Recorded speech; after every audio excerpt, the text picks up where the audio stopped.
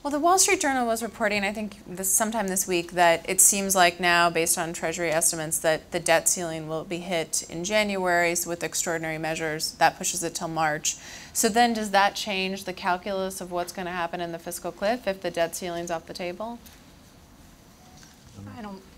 Again, I just don't know. There's so many items that we have to deal with, alternative minimum tax and debt ceiling and doc fix and the Bush extension tax cuts. I just don't see any way to do it without trying to put together some big package. If we try to tackle them one at a time, I think it's impossible. And as I say, I think there's a disconnect between what has already been promised, much less what the candidates want to do, and what reality is going to force on them to do. And I should say, by the way, if the next president doesn't get things a little bit under control in the first year, he's going to be totally swamped in his last 3 years. He's going to be able to take no new initiatives that he wants to take. Because right now, there's not only not new money, there's not only a lack of money for new initiatives, there's, if you want to, negative money.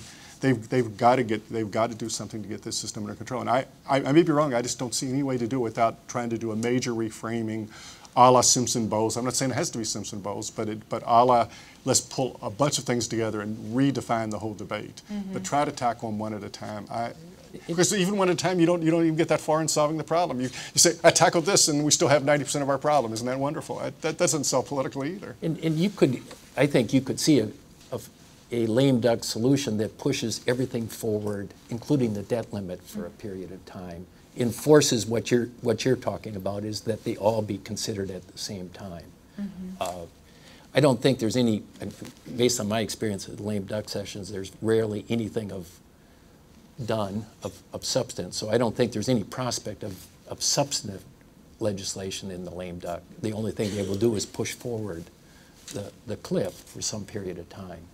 Well, and I think that period of time needs to be significant in terms of, not doing a couple months, but more of a complete year.